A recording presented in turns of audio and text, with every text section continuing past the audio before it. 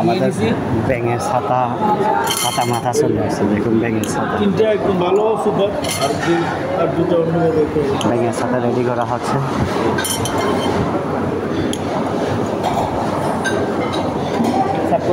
হ্যাঁ দিয়ে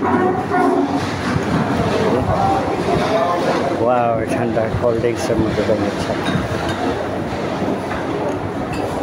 চামচ, এই আল্লাহ, এটা তো চাইনিজ আর জাপানিরা যে চামচটা খায় না, কত বড় যে লম্বা চামচ খাই।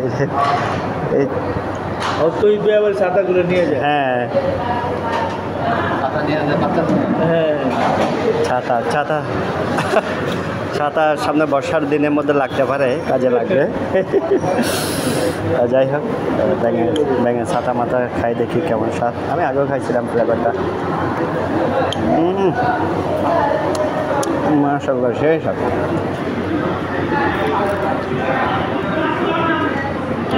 ছাতা তো বাতাস উড়ে গেছে বলতো। হ্যাঁ, উড়ে গেছে।